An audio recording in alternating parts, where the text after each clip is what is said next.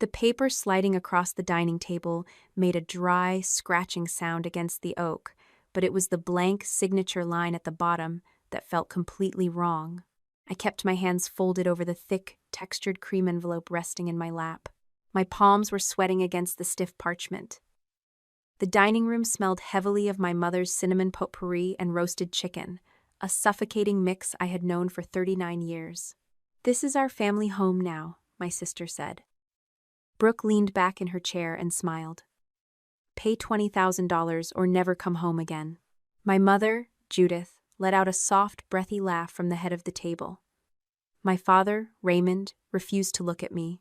He just tapped his thick knuckles against the pages he had just pushed toward me. I stared at the bold letters at the top of the page. Family Home Contribution Agreement. "It is a simple family contribution, Samantha," my father said. His voice had that low, booming quality he used when he expected unquestioning obedience. "I have spent months working on this," Brooke added. "Months negotiating to buy this house back for Mom and Dad. The corporate owner has a competing offer. Their asset manager is going to accept it first thing Monday morning unless we show proof of liquid funds. We need $20,000 in my LLC account before the weekend." I looked down at the contract again. As a senior title examiner, I spent 40 hours a week dissecting real estate transactions, hunting for liens, frauds, and hidden clauses. I knew exactly how property changed hands. A legitimate seller might demand proof of funds, but they would never care how a family divided their equity internally. "You have a good job," my father said, finally meeting my eyes. "You do not have a husband or children. $20,000 will not break you." I read the terms out loud, keeping my voice perfectly level. "The contributor will not be listed on the title.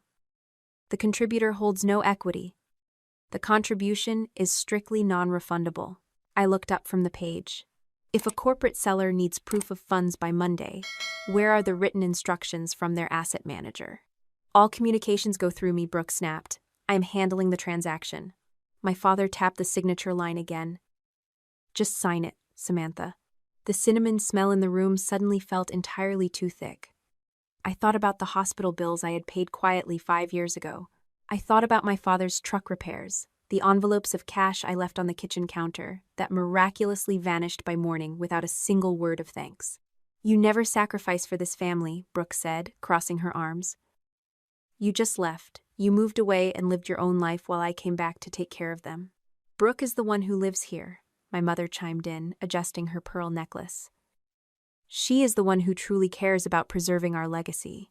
My hands tightened around the cream envelope in my lap. The sharp edges bit into my skin. "Dad," I said, my voice dropping to a near whisper, "are you absolutely sure this house is yours to offer?" "It is our home," he said, his jaw setting into a hard line. "Sign the paper." I did not sign. Instead, I lifted the cream envelope from my lap and slid it across the oak table, right over his ridiculous contract. My father frowned. He picked up the envelope, tore the flap, and pulled out the crisp watermarked pages. The room went dead silent. I listened to the grandfather clock ticking in the hallway. He stared at the heavy black ink at the top of the certified deed. All the color drained from his face. His weathered hands began to shake. Just a fraction, making the paper rattle. Brooke snatched the document out of his hands. "What is this?" "This is fake. You printed this off the internet." My mother stopped laughing. She sat frozen, her eyes darting between my father and the paper. "You do not need to pay $20,000 to step inside your own property," I said. Brooke slammed the deed onto the table. "How did you steal this house from us? You set up a shell company to trick Mom and Dad." I ignored her accusations. I looked right at my sister. "Who exactly did you send your purchase offer to?" Brooke lifted her chin. "A corporate landlord. The management company handling the estate." "And what did they say?" I asked. "They agreed to review it," she said, her voice rising. "Every single offer, every email, every financial inquiry you sent to that management company went directly to my desk," I told her. Brooke opened her mouth to argue, but my father stood up. His chair scraped violently against the hardwood floor. He was not looking at the deed anymore. He was looking at me, and there was genuine panic in his eyes. "Who told you about Monday?" I asked him. "Who set that deadline? Because I certainly did not." "Enough!" my father shouted. He reached for his folder to pack away his contract. As he yanked the papers together, a pink slip of paper slid out from the back. I only caught a glimpse before he covered it, but it was enough. The bold red letters at the top read, "Notice of Default." Brooke tried to grab the folder, but he pulled it out of her reach. I stood up and picked up my purse. I left his unsigned contract sitting on the table next to my certified deed.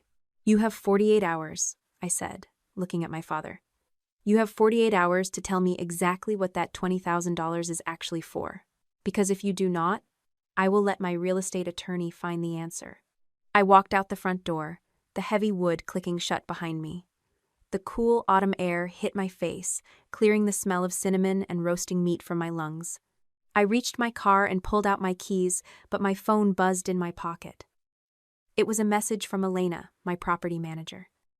She had forwarded an image of an email Brooke had sent her just 2 hours ago. I zoomed in on the subject line. It read, "Fast resale after family acquisition. They never planned to keep my house at all. The engine of my car remained off." I sat in the driveway, staring at the glowing screen of my phone. The email subject line from Brooke read, "Fast resale after family acquisition." The words blurred together for a moment, and then the reality set in. My sister never wanted to preserve our childhood home. She wanted to flip it for a quick profit. I pressed the call button on the screen. Elena picked up on the second ring. "She contacted us 6 weeks ago," my property manager said. Her voice filled the quiet cabin of my car through the Bluetooth speakers. Brooke asked if the corporate owner would entertain a fast closing. "Freeze every single conversation with her," I instructed, gripping the steering wheel. "Done," Elena replied. "But Samantha, you need to remember something. Raymond and Judith signed the caretaker agreement. They cannot claim ignorance. They know exactly who does not own that house. Them. Even if they do not know the real owner is you, even if they do not know it is you." The truth of that statement settled heavy in my chest. They knew. 7 years ago, the crisis had felt entirely different. A frantic phone call from my mother woke me up in the middle of a rainy Tuesday night. She was crying so hard I could barely understand her.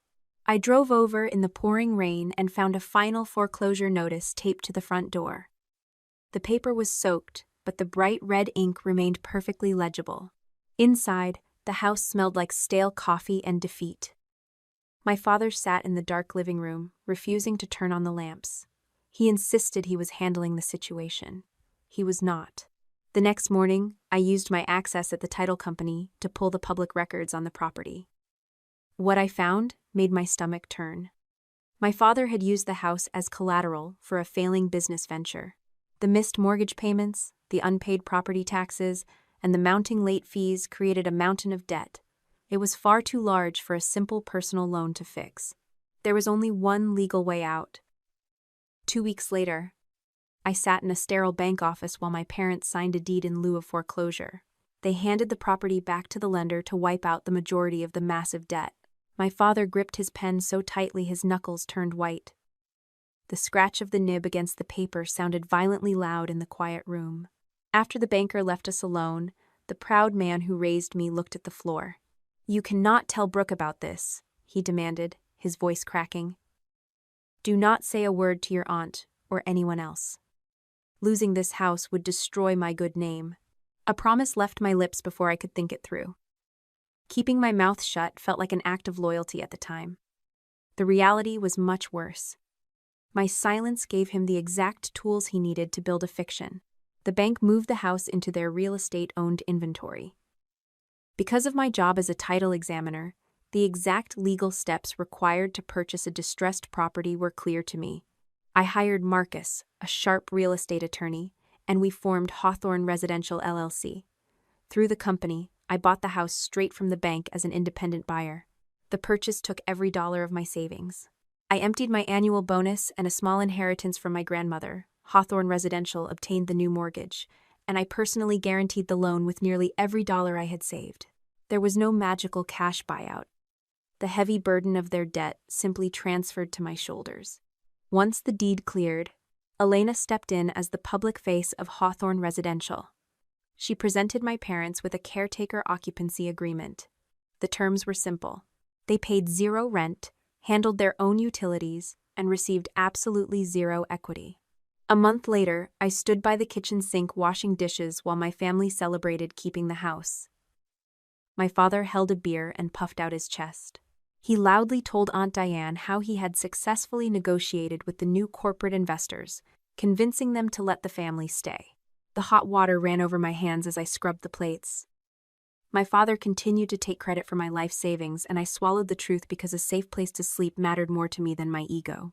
That silence cost me dearly over the next 7 years. The property tax bills came to my address. The insurance premiums followed. When the roof leaked, the invoice for the repair landed on my desk.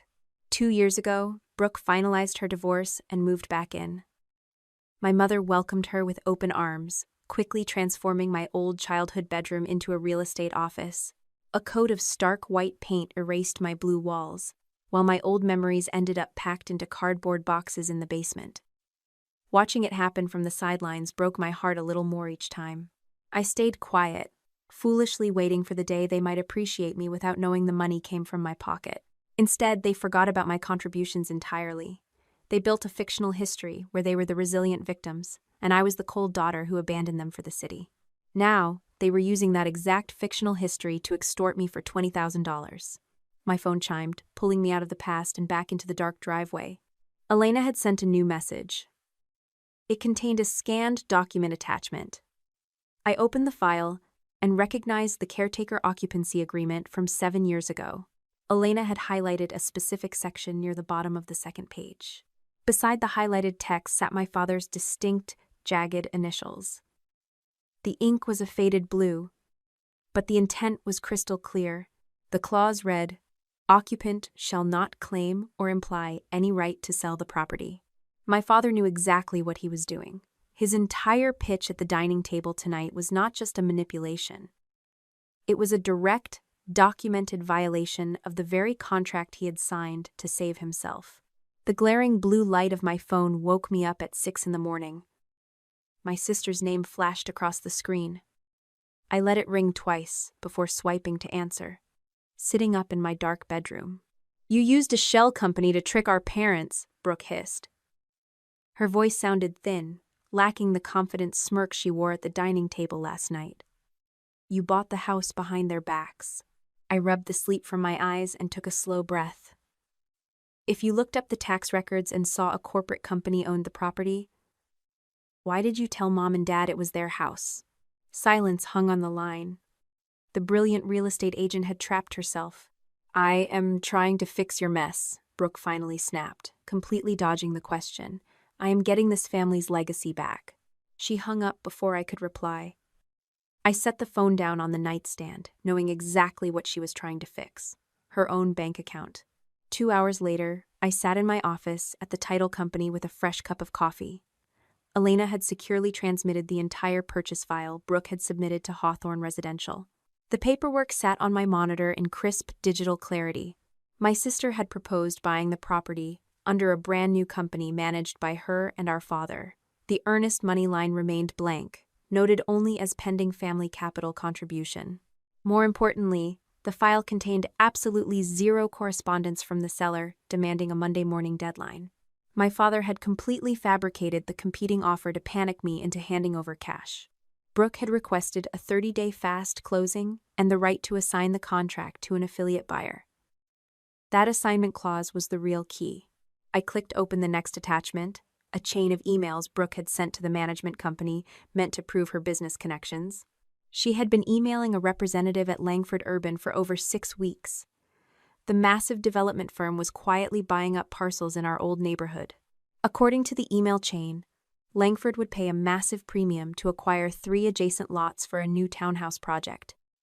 Our childhood home sat right in the middle of their target map. Brooke never intended to save the house. She planned to secure the purchase, assign the contract straight to Langford Urban, and walk away with a massive flipping fee. My office door swung open. Marcus, the real estate attorney who helped me form my company 7 years ago, walked in holding a printed copy of the contract my father had tried to make me sign last night. "I reviewed the family contribution agreement," Marcus said, taking a seat across from my desk. He dropped the pages onto the wood surface. "It is a masterpiece of exploitation." He pointed to the second section. The document explicitly stated my $20,000 was non-refundable and granted me zero equity in the property. A lower paragraph named Brooke as the sole transaction representative, forcing the contributor to waive any right to object to a future contract assignment. "It never says they have to keep the house," I noted, tracing the heavy legal text with my pen. Marcus nodded. "It gives them total clearance to take your money, buy the property, and sell it to a developer the very next day, without giving you a single dime of the profits." The betrayal ran deeper than a simple real estate flip. Last night, I had forwarded the digital copy of the agreement my father emailed me to my work server. Checking the document metadata took less than a minute. I turned my monitor so Marcus could see the property history tab. The digital fingerprints told a miserable story. Brooke had created the original file on her laptop 3 days ago. My father accessed it a day later, directly editing the property rights section to ensure my lack of equity. Finally, my mother opened the document yesterday afternoon. Judith had personally typed the final clause, the one demanding that anyone refusing to sign had chosen to abandon the family. All 3 of them had a hand in crafting the weapon. I turned the monitor back around. A strange, cold clarity washed over me. I did not want to yell or cry. I wanted to see exactly how far my sister would take her lies. "Elena," I said, tapping the speakerphone button on my desk, "I want you to proceed with standard due diligence for a fast closing on her offer. Ask Brooke for proof of funds, a source of funds letter, and a proposed disbursement schedule." Marcus raised an eyebrow but stayed quiet. As a high-risk buyer requesting an assignment, Brooke would be legally required to provide those documents. I was not setting a trap. I was simply making her play by the rules she had invoked. We waited in silence. 20 minutes later, a new email popped into the inbox. Elena had forwarded Brooke's response. The message from my sister read smoothly, assuring the management company that her older sister had formally agreed to contribute the capital. It was her first documented written misrepresentation. She had lied in a formal real estate transaction, claiming she had my funds when my unsigned contract still sat on my father's dining room table. Then, a second email from Brooke arrived. The text at the bottom of the screen made the air leave my lungs. "The $20,000 will be available by Monday," Brooke wrote. "My father's lender has already granted us until then." I stared at the word lender. The fake Monday deadline was not completely fabricated after all. It was real, but it had absolutely nothing to do with buying a house.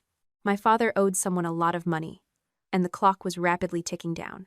The word lender echoed in my mind, ringing much louder than the morning traffic outside my office window. I pulled up the county clerk public portal on my computer and typed in the name of my sister's old flipping company. Searching commercial lawsuits required zero special access, just knowing exactly where to look. The search results populated instantly, and right at the top sat a massive commercial lien filed 3 weeks ago. I clicked the document icon, scrolling past the standard legal boilerplate until I reached the signature page. My stomach dropped. There, signed in bold black ink, was my father's name listed as the personal guarantor. Pieces of a puzzle from 18 months ago suddenly snapped together. I remembered the smell of wet drywall and cold dust when Brooke dragged us to see a gutted property across town. She had stood in the ruined kitchen, bragging about profit margins, while our father clapped her on the shoulder and called the disaster their golden ticket. 2 weeks later, my mother had called me, whispering into the phone, asking for a small loan to help with some unexpected foundation issues. I had refused. The contractors walked out shortly after, and Brooke sold the ruin at a staggering loss. According to the public filing on my screen, the outstanding debt sat at almost $180,000. Marcus leaned over my desk, looking at the glowing monitor. He pointed to a specific paragraph near the bottom of the default notice, matching the pink slip I had seen hidden in my father's folder the night before. "They are demanding a minimum forbearance payment of $20,000 by Monday," Marcus explained, his voice low and clinical. "If the creditor does not get that money, they will execute the guarantee. They can sue on the guarantee, obtain a judgment, and pursue his non-exempt bank accounts and personal assets. His truck and boat could be exposed, even if some retirement funds remain protected. The fake real estate emergency was never about buying our childhood home. The urgent deadline was a desperate attempt to buy time with a hostile creditor, using a fake property acquisition to drain my bank account. Heavy footsteps echoed in the hallway outside, followed by my office door swinging open without a knock. My father stepped inside. He wore his heavy work boots and a faded denim jacket, looking entirely out of place among the glass walls and leather chairs of the title agency. "You embarrassed me last night," my father said. He did not bother saying hello. I closed the browser tab and folded my hands on the desk. "You guaranteed Brooke's failed house flip. You owe a commercial lender nearly $180,000, and they want $20,000 by Monday to hold off the lawsuit." The color drained from his face for a second time in 12 hours, but the shock quickly hardened into anger. The old man took a heavy step closer to my desk, looming over the glass surface. "Brooke just needs one more chance to get her business off the ground," he said, pointing a thick finger at my face. "You have the money. You can fix this. A good daughter would not sit there judging her family while they drown." I looked at the weathered hands that had built my childhood treehouse. The cold knot of guilt that usually lived in my chest finally unraveled, leaving behind a strange, hollow calm. "I am not paying your commercial debt," I told him. "If you do not help us," my father warned, his voice dropping to a dangerous gravel, "I will call your Aunt Diane. I will call everyone. I will tell the whole family how you used a fake company to steal our home behind our backs." I reached into my desk drawer, pulled out a copy of the deed in lieu of foreclosure from 7 years ago, and slid the paper across the desk toward him. "You gave the house to the bank," I replied, keeping my voice perfectly steady. "You begged me to keep it a secret so you would not lose your pride. Go ahead and call Aunt Diane. Tell her the truth. But I am not writing a check." He stared at the document, his jaw working furiously, before turning around and marching out of the office. The heavy glass door slammed shut behind him. 10 minutes later, a notification popped up on my screen. Elena had forwarded the proof of funds package Brooke had submitted to comply with the fast closing requirements. I opened the attached workbook, noting the file was simply named Proposed Disbursement Schedule. The main screen displayed a basic list of closing costs and a vague line item for family capital. However, as I clicked through the cells, a formula in the total column caught my eye. It referenced a separate tab that was not visible at the bottom of the screen. Brooke had locked nothing. She possessed enough arrogance to assume property managers only skimmed the front page, so I right-clicked the bottom menu and hit Unhide. A new sheet appeared, titled Keen House Exit Plan. I read the rows, my pulse thudding in my ears. Row 1 listed the exact payoff amount for my father's guarantee. Row 2 outlined the profit split with the developer. The final row simply read, Samantha contribution, 0 equity. They had built an entire financial model around exploiting me, and reading the raw numbers on a spreadsheet hurt worse than any argument. But then my eyes drifted to a small note typed at the very bottom of the page, a contingency plan for failure. The text read, Contingency, if acquisition fails, Brooke assumes document responsibility. My father had not just planned to use my money to save his retirement. He had actively laid the groundwork to throw his favorite daughter entirely to the wolves if he got caught. My phone began vibrating against the glass surface of my desk before my father even reached the parking lot. The rhythmic buzzing rattled my coffee cup. I picked up the device and saw the extended family group chat exploding with notifications. My mother had just posted a massive wall of text. Judith claimed her oldest daughter had secretly purchased the family home and now threatened to throw her elderly parents onto the street. Brooke immediately chimed in, typing that she had only been trying to bring the property back to the family. Cousins and aunts began sending shocked emojis, asking how I could be so cruel. They conveniently left out the part where the bank had taken the property long before I ever signed a check. Aunt Diane called 3 minutes later. I answered the phone, leaning back in my leather desk chair. "Did you really take advantage of your parents when they were desperate?" my aunt asked. Her voice was tight, with righteous disapproval. Silence felt incredibly familiar. It was a comfortable blanket I had worn for 7 years to keep the peace. But keeping the peace just meant letting their lies win. Ask my mother what she signed 7 years ago, I said, keeping my tone perfectly flat. Ask her to explain the deed in lieu of foreclosure. Diane hesitated. The angry breath hitched in her throat, and I ended the call. Elena sent over the final pages of the submitted email chains a moment later. Right in the middle of the thread sat a forwarded text conversation between my mother and sister. Reading the blue bubbles felt like peeling back a layer of skin. Judith had carefully orchestrated the entire ambush at the dining table. My mother had faked my father's chest pains specifically to ensure I would drive over alone in a panic. Make it about whether she loves us, not about the money, Judith had texted Brooke. The matriarch had even tried to invite Aunt Diane and Uncle Robert to witness the confrontation, hoping an audience would force me to open my checkbook.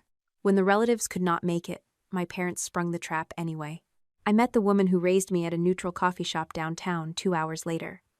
The place smelled strongly of roasted espresso beans and burnt milk. Judith sat in a corner booth, stirring a latte she had not tasted. Tears streamed down her powdered cheeks the moment I sat down. "We were just trying to keep the house, Samantha," she whispered. She dabbed her eyes with a crumpled paper napkin. "Your father has been under so much stress." I watched her practice performance, feeling nothing but exhaustion. Why does someone who wants to keep a house draft a contract allowing it to be sold to a developer immediately? I asked. The crying stopped instantly. My mother lowered the napkin and looked out the window, suddenly unable to meet my eyes. "I knew they might sell it," she admitted. Her voice lost its fragile tremor, becoming flat and practical. "But the profit would have kept this family safe. Your father is hiding something terrible about our finances." I did not want to know the details, as long as we were protected. Judith knew. The gentle peacemaker had known the house would be destroyed. But she deliberately avoided asking about the debt so the flip would fund her comfortable lifestyle. "You should have trusted us enough to say you owned the place," Judith said. She leaned forward, incredibly shifting the blame back to me. "If you had just been honest, we would not be in this mess." I stared at her across the small wooden table.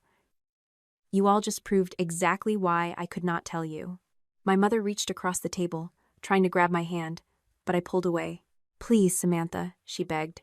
"Keep this in the family. Do not show those documents to your aunt." Keeping it in the family simply meant keeping me silent. Returning to my office, I opened a new blank document. I compiled the certified deed, the occupancy agreement from 7 years ago, the payment timeline, and screenshots of the emails into a single file. It formed a massive correction packet, ready to be emailed to every single relative in our group chat. But I did not hit send. I sent one final text message to my mother instead, giving them 24 hours to tell the truth in the chat themselves. Her reply arrived 60 seconds later. A good daughter would never humiliate her parents. My phone screen went dark, only to light up immediately with an incoming call from Brooke. I answered, fully expecting more threats. Instead, my sister sounded completely frantic. "Dad found out you know about the debt," Brooke gasped. The panic in her throat sounded entirely real this time. "He is planning to tell everyone the contract was mine." The frantic phone call from Brooke ended abruptly, leaving a heavy silence in my office. Less than an hour later, a sharp, aggressive knock rattled the front door of my townhome. I opened it to find my sister standing on the porch, clutching a silver laptop tightly against her chest. The cold autumn wind whipped her perfectly styled hair into a messy tangle, and her expensive mascara was badly smudged under her eyes.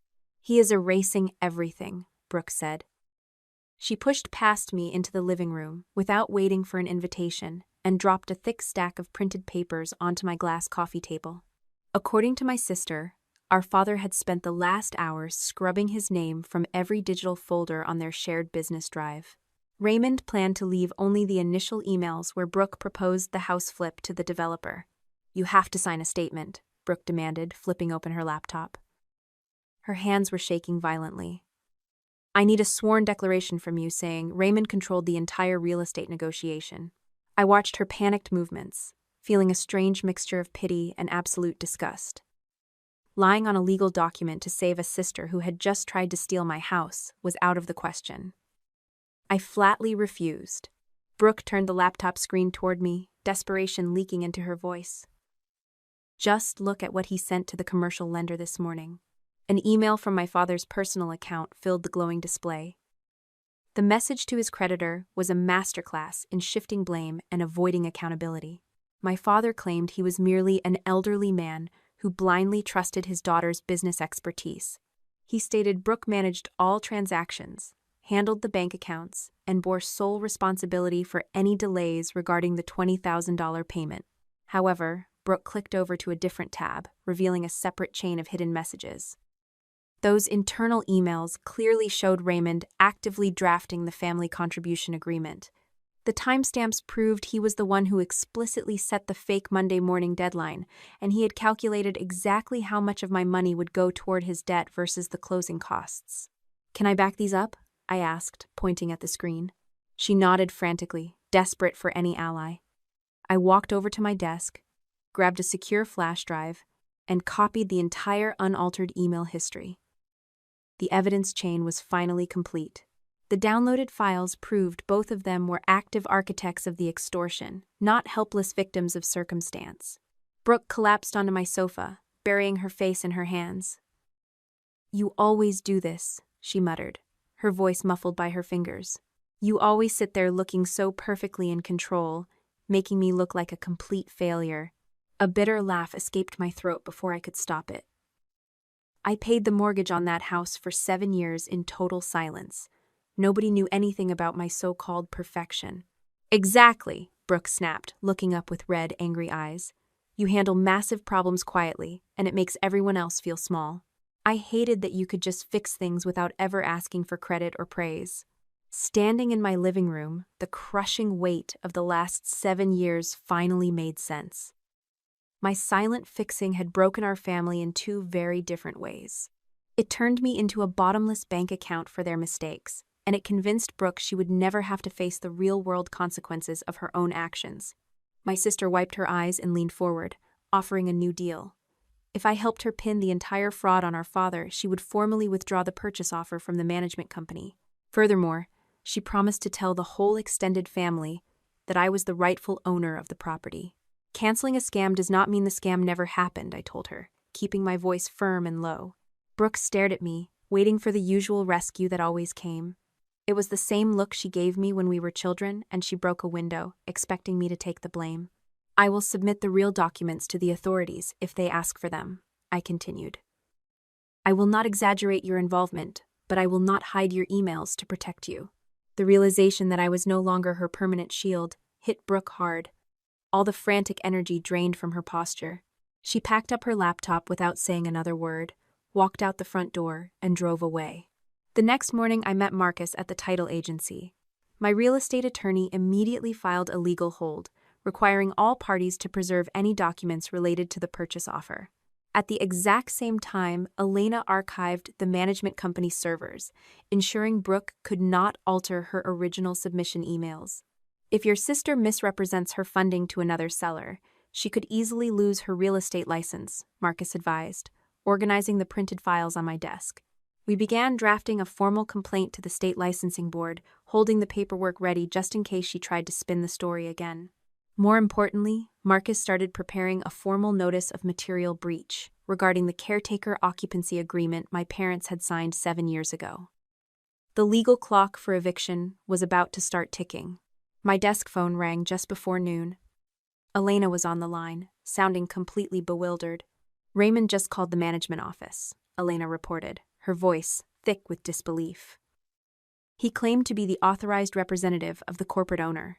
My father had actually tried to order a locksmith to change the deadbolts on the house, attempting to lock me out of my own property." Elena had recorded the demand in the official tenant log and immediately refused the request. The sheer audacity of the move left me speechless. My father knew the truth, yet he still tried to use brute force to seize control. Hours later, the sun dipped below the horizon, plunging the city into a deep autumn chill. My cell phone buzzed on the nightstand with a high-priority alert from Elena. She had forwarded a still image captured by the exterior security camera mounted above the garage of my childhood home. The grainy night vision picture showed a large moving truck parked halfway onto the front lawn. Two figures, Brooke and my father, were hauling heavy cardboard boxes out of the open garage door under the cover of darkness. Looking at the shadowy image, my chest tightened.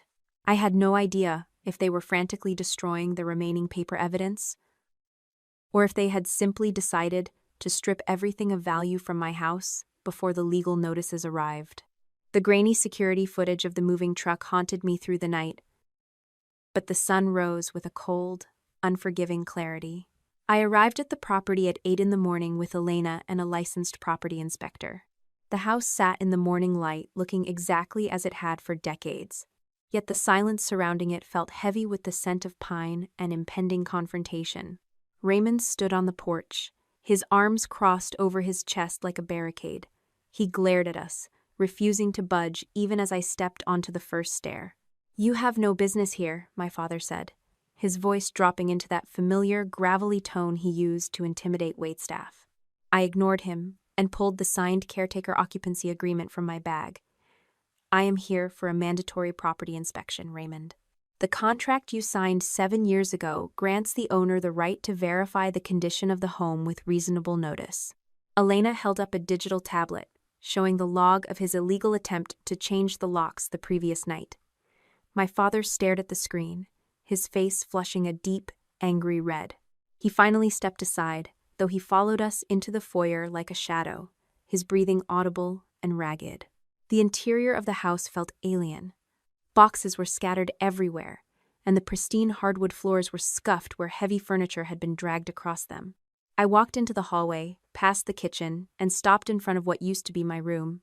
Brooke had replaced the door, and the interior was now a sterile office filled with architectural blueprints and stacks of glossy brochures.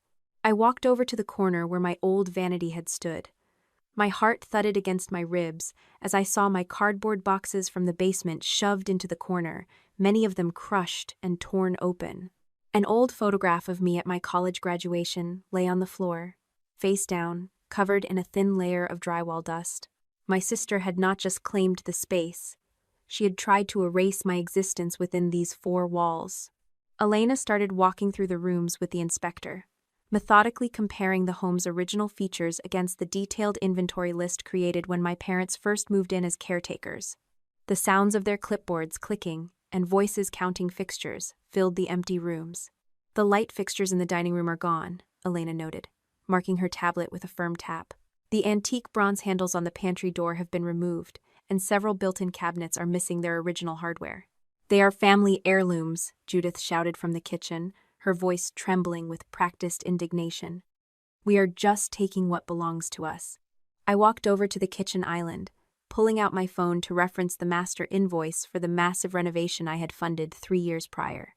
"Those fixtures were installed as part of the total house restoration project," I said, my voice echoing in the sparse room. "They are permanent fixtures of the property. Put them back by the end of the day, or I will file a theft report." Raymond growled, but he retreated into the living room, leaving the bronze pieces on the counter. While the inspector worked, I wandered into the dark garage, where the moving truck had been parked the night before. Several boxes remained scattered on the oil-stained concrete. I walked over to a stack of flattened cardboard that looked like a discarded afterthought. A heavy binder had tumbled out from the pile, its spine cracked and split. I crouched down and opened the cover. The pages contained detailed plans from Langford Urban. It was not just a general development map. These were specific demolition diagrams marked with the dates for every house on our street. The childhood home I had spent 7 years protecting was scheduled for complete destruction to make way for a modern townhouse complex. The realization stung more than the debt or the lies. My sister had never cared about the legacy she claimed to be preserving. She had traded our history for a developer's check, and she was more than happy to flatten the very roof under which she grew up. I snapped several photos of the demolition diagrams with my phone, the flash illuminating the cold gray concrete. As we walked out to the driveway, Marcus pulled up in his car. He stepped out, his expression grim as he handed my father a thick, white envelope. It was the formal notice of material breach. "This document outlines the documented violations of your occupancy agreement, including the unauthorized attempted changes to the property locks and the removal of permanent fixtures, Marcus said, his tone entirely professional. You have 30 days to vacate the premises, or we will initiate formal eviction proceedings in court. Raymond snatched the envelope, his hands trembling so hard the paper rattled. He turned to me, his eyes wide and desperate. If you force us out, Samantha, I will tell the whole town what you did. I will make sure everyone knows you are the cold-hearted daughter who ruined this family. I reached into my bag and pulled out the rough draft of the correction packet I had prepared for our relatives. I held it out for him to see. You can tell them the truth, Raymond, I said, looking him dead in the eye. Or I can let this paperwork do the talking for me. Your choice. He lunged for the packet, snatching it from my hand and tearing the top page in half. He did not realize that the original digital copy was already resting in my attorney's secure drive.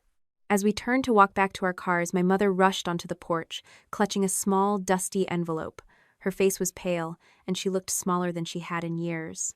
She shoved the envelope into my hands, her fingers icy against my palm. Your father wrote this 7 years ago, during the week the bank took the house, she whispered. He never had the courage to mail it.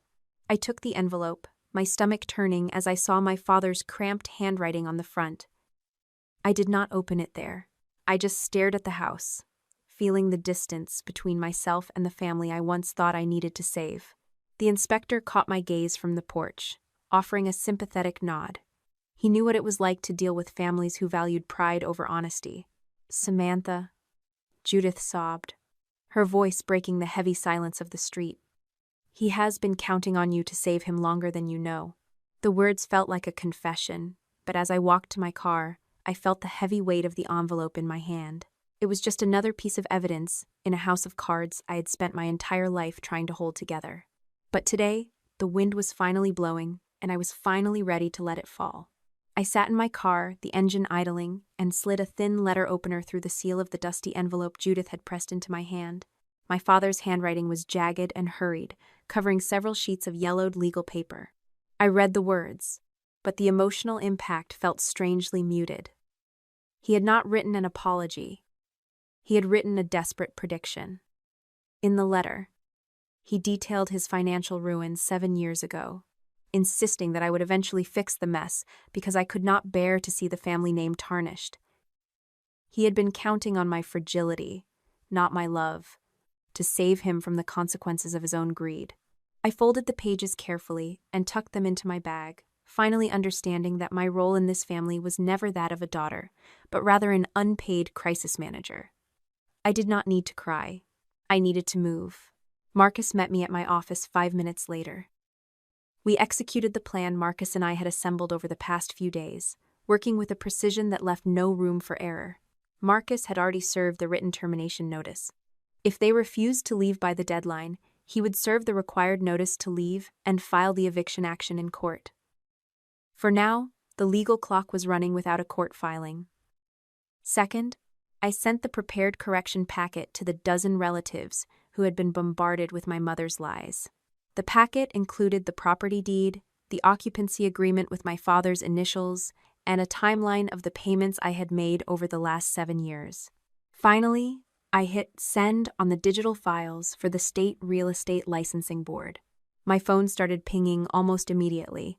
Relatives began replying to the group chat, their messages shifting from confused questions to sharp accusations directed at my mother. If she owned the house this whole time, why did she let us believe she was the villain? One aunt asked. Judith did not answer. She left the group chat altogether, leaving behind a digital graveyard of her own construction. The quiet in my office felt powerful. I looked at the clock, watching the minutes tick by. Somewhere, in a dingy apartment or perhaps even the childhood home they were currently packing, my father was realizing that the leverage he once held over me had evaporated into thin air. The commercial lender for my father's failed project did not wait. Without the promised payment, they filed the motion to execute the personal guarantee. Raymond called me 20 minutes after the filing hit the public record. His voice sounded thin, stripped of all its former arrogance. "Samantha, please," he said, the desperation palpable. "They are going to attach the lien to my retirement accounts. If you could just lend us the money, I would pay you back every single cent. I promise. I stared at the screen of my computer, watching the cursor blink on a blank document. If I save you again, will you sign the house over to me officially and move out by the end of the week? I asked. The line went silent. My father could not offer me the house because he had never truly owned it, and he refused to acknowledge my authority even while begging for my cash. He did not want a solution. He wanted a transaction where he kept the power and I took the risk. I cannot do that, he whispered, finally admitting the truth of his position.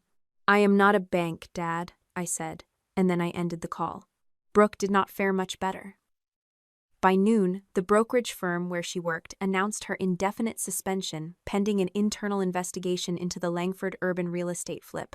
The developers sent a formal demand for the refund of all surveying and consultation fees they had paid based on my sister's false promises. She called me, her voice shaking with rage, screaming that I was the one who ruined her career. You ruined your own career the second you lied on a purchase agreement, Brooke, I said, watching the rain start to smear the glass of my window. I did not raise my voice. I did not have to. The emails you sent to the management company are evidence of intent to defraud. I did not create that trail. I only made sure it stayed visible. She hung up, but the damage was already done. The most satisfying moment of the day came when I checked the group chat one last time. My mother had tried to call Diane, but my aunt refused to pick up. The family that had once been rallied against me was now focused entirely on the truth I had revealed. Judith had lost the narrative she spent decades perfecting, and there was no one left to listen to her tears. I looked out at the city as the afternoon faded into a gray, moody twilight. My family stood together on the steps of my office building for one final confrontation. They had come to plead, to blame, and to find a way to make me feel guilty enough to surrender. Raymond turned to Brooke, his face twisting with betrayal. You told me the lender would wait. You said Samantha was an easy mark. Brooke shoved her phone into his face, displaying the chain of emails. You changed the deadline. You added the contingency clause to throw me under the bus if the deal went south. My mother stood between them, her hands trembling as she clutched her purse. She looked at both of them, her mouth opening to offer a defense that would never come. None of you came here to apologize, I said, walking toward them with my hands tucked into the pockets of my blazer. I felt cold, but the paralyzing fear of their disapproval was gone. You came here to choose which one of you I should save first. I walked past them toward my car, leaving the three of them standing there in the middle of the parking lot, already turning on one another. The bitter realization of their own selfishness was the only consequence they truly understood, and for the first time in years, the burden of their failures did not belong to me. Brooke caught up to me just as I reached the door. Her eyes were hard, reflecting a lifetime of wanting things that did not belong to her. Mom will not leave, she hissed, leaning close enough that I could smell her frantic perfume. She thinks you will break first. She thinks you need her approval more than you need the house. I looked at my sister, feeling the final, sharp severing of a tie I had held onto out of sheer habit. She is wrong, I said. I got into the car and drove away, leaving my family in the rearview mirror, already beginning the slow, painful process of falling apart. The cliffhanger of their lives was no longer my problem to solve, and as I drove into the night, I realized I had not checked my phone once to see if they were following. I was finally free. 30 days later, the morning of the move felt brittle, like the air might shatter if anyone spoke too loudly. A massive moving truck blocked the driveway, its engine idling with a rhythmic low thrum that vibrated through the soles of my shoes. Elena stood near the porch, clipboard in hand, carefully comparing every item being carried out against the original inventory list from 7 years ago. Aunt Diane and my cousin Sarah had arrived shortly after dawn, not to help, but because my mother had spent the entire night leaving panicked voicemails, claiming I was throwing them into the street without a roof. I handed Diane a copy of the official notice and the signed occupancy agreement. She read the documents in silence, her brow furrowed as the reality of my parents' deception finally settled in. The accusations of cruelty died on her lips as she looked from the legal paperwork to my mother, who was currently standing in the center of the living room, surrounded by half-packed boxes, and weeping loudly for the benefit of anyone watching.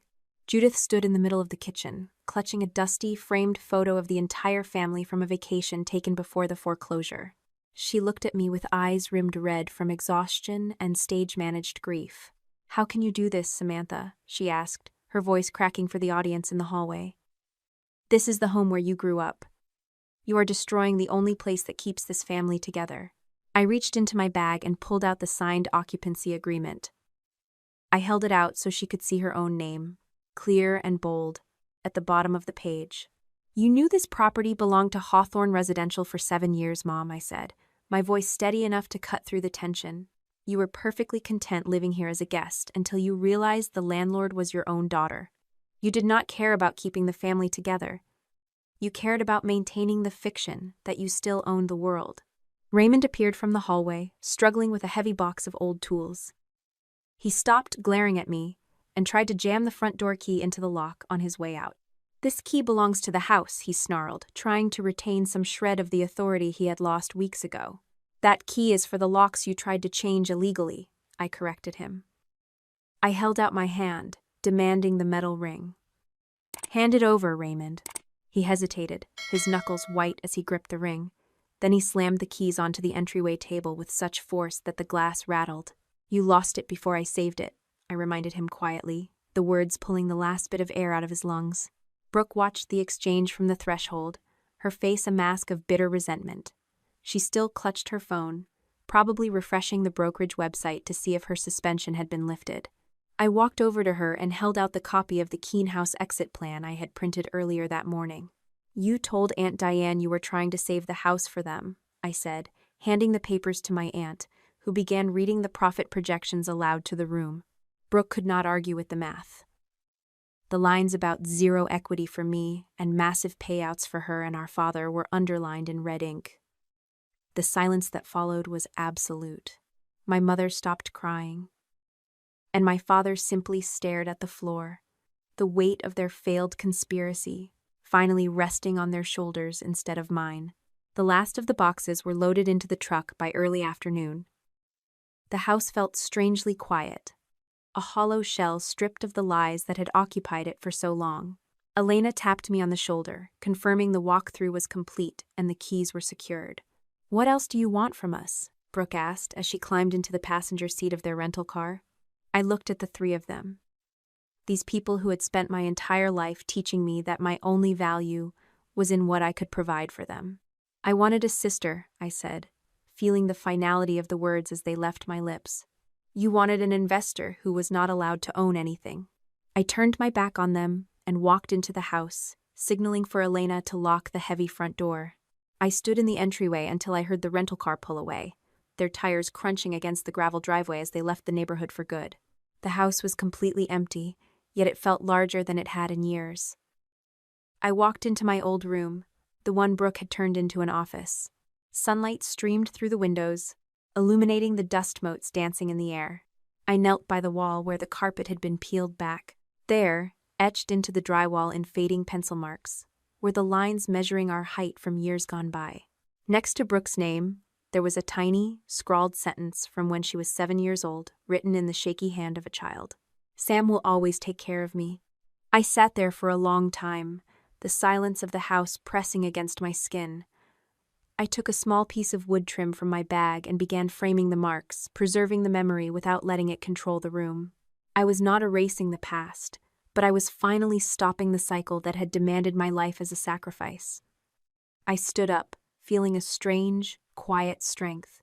For the first time in my life, I walked through the rooms of the home I had saved, knowing that I did not need to ask anyone for permission to exist inside its walls. The next 2 months passed with a quiet intensity that felt entirely foreign. Brooke faced a relentless investigation from the state licensing board, resulting in her professional credentials being suspended indefinitely. She sold her expensive sports car and downsized her office, forced to negotiate directly with the developer she had once tried to outmaneuver. I did not step in to help, and for the first time, she had to face the reality of a life built on shortcuts. My father spent those weeks dismantling the life he had projected. The commercial lender executed the personal guarantee, forcing him to sell his boat and his heavy truck to settle a portion of the debt. He and my mother moved into a cramped, single-bedroom apartment on the other side of town. I sent them a printed list of financial counseling services I found through the county extension office, but I refused to pay a single cent toward the remaining balance. It was the kindest thing I could do for them and for myself. Thanksgiving arrived with a different rhythm. Aunt Diane hosted the meal in her own dining room. The family was smaller, and the air was not thick with the usual performance of manufactured harmony. Judith called me once, her voice sounding small and tired, asking if we could be a family again for the holidays. Was I family when you told me to pay $20,000 or never come home again? I asked. She did not answer, and I ended the call before she could start the cycle of weeping all over again. I knew she was lonely, but loneliness was not a justification for the cruelty I had endured. Brooke sent a long, meandering text message about how much she had lost, never once mentioning the people she had hurt. My father sent a letter claiming he had merely made a mistake in judgment, avoiding any specific reference to the extortion. I kept both messages in a folder on my phone, not to study them, but to remind myself that their versions of the truth would always protect their egos first. I did not reply. Inside the house, I turned the office back into a quiet sanctuary. I kept the wood-framed height marks on the wall, a permanent record of who we once were, but I painted the rest of the room a soft, calming shade of blue. It was not an act of forgiveness. It was an act of ownership. I invited Marcus, Elena, and a few close friends over for a simple dinner. The table felt light and unburdened. We talked about work, books, and the changing leaves outside the window. Nobody asked for money. Nobody demanded that I perform a specific role. I walked to the hallway closet, pulled out the deed to the property, and placed it inside my wall safe. It was no longer a shield against my family, nor was it a weapon of war. It was just a piece of paper, a reminder of the day I stopped running. I stood by the window, watching the streetlights flicker on. The neighborhood was peaceful, and my home was finally quiet. I breathed in, feeling the cool autumn air fill my chest. For the first time in my life, I came home without asking anyone's permission. You might think that keeping the peace means staying silent when you are being used, but you have to understand that your loyalty should never be a blank check for those who refuse to respect your boundaries. Samantha's journey teaches us that you cannot save people from the consequences of their own choices, no matter how much you love them or how deep your history runs. When you constantly step in to fix someone else's messes, you aren't being a hero. You are merely teaching them that they never have to grow up or take responsibility for their own lives. True strength is realizing that you can hold on to your kindness without handing over your dignity or your future in the process.